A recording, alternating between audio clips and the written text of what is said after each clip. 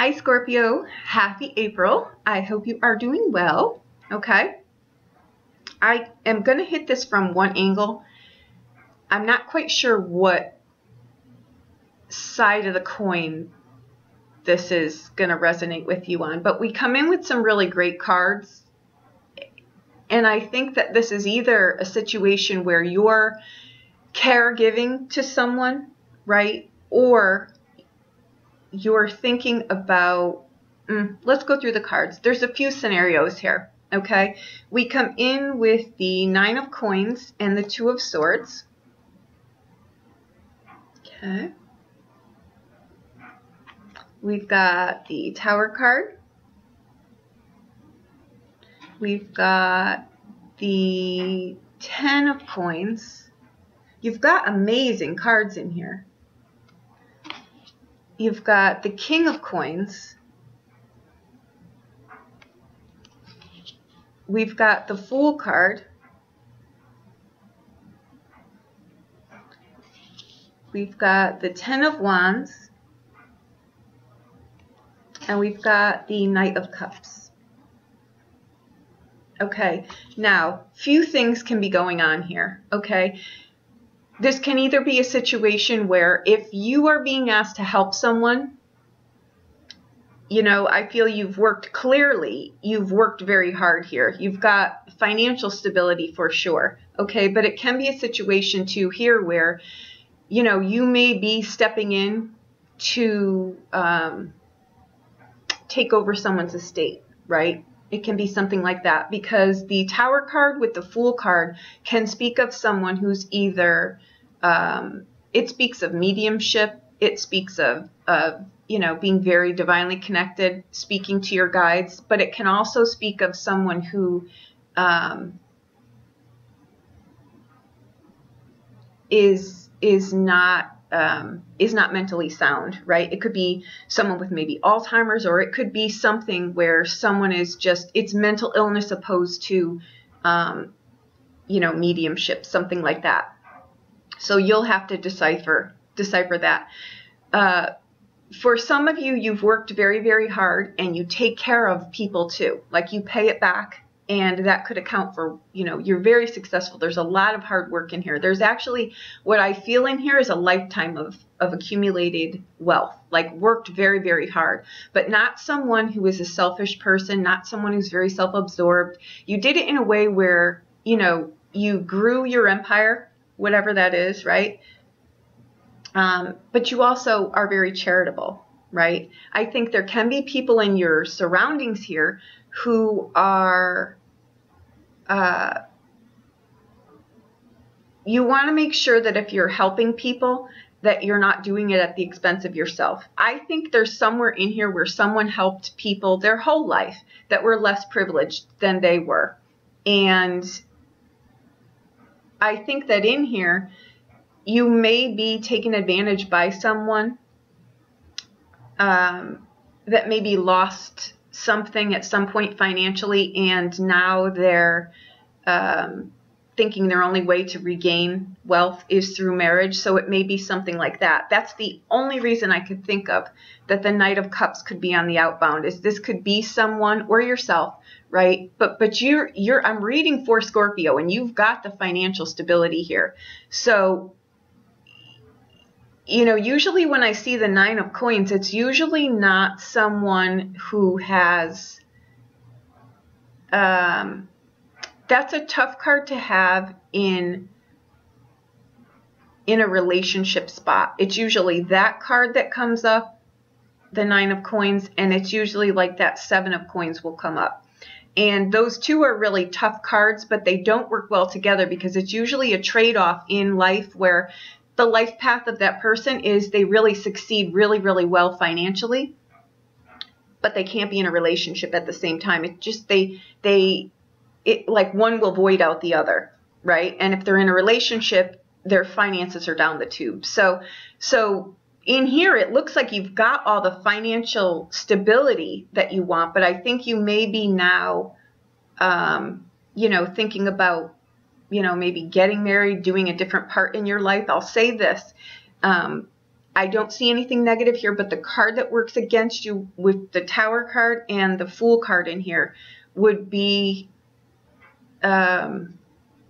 someone who would maybe be taken advantage of, you know what I mean, by someone. So if you're getting married, you want to check the other person's. You want to make sure that, you know, you want to be sure what you've got here, because that Knight of Cups is not a stable.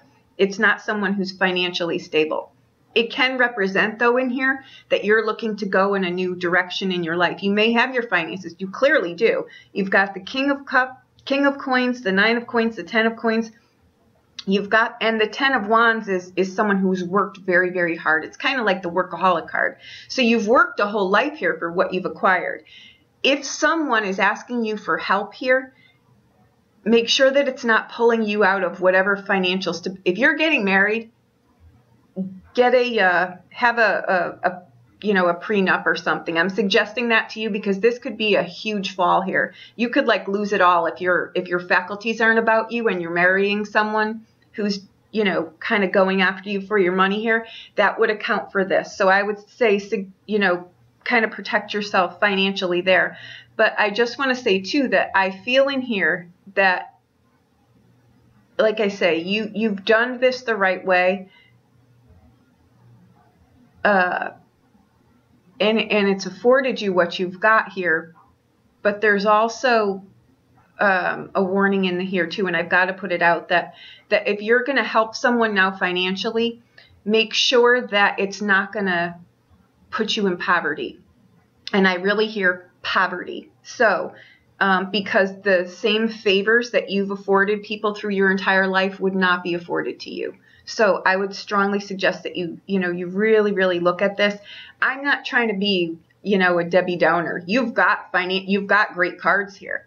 You know, I'm just saying you want to do this with the Fool card and the Tower card. You want to make sure that you're doing this in a way that you're not impulse, because that Tower card on its own can be, you know, instant attraction. It can be running off and getting married. It can be something like that. You know what I mean? So you want to protect yourself here. It looks to me like you've got a life that's very enriched and intellectual, I feel too.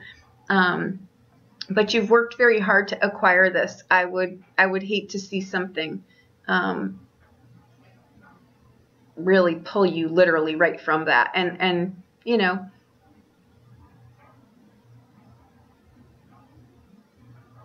give me a minute here. This is a Tower card moment, but that can really just be an aha, right? It really can just be an aha, you know. But with the Fool card in here and the way, you know, I've got to pull them together. So you don't want to make a foolish decision, because I don't feel in here that the Fool card is a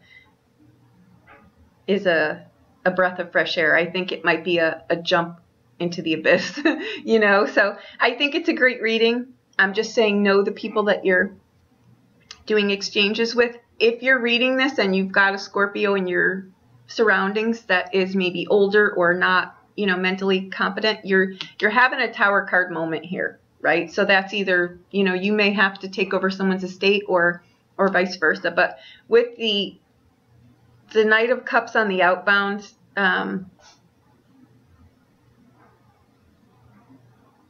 that could be a catch-22, you know. So it can be you know, maybe getting married too. But again, I would just say make sure that you know what you're doing so that you're not, you know, infatuated here, but it ends up really costing you.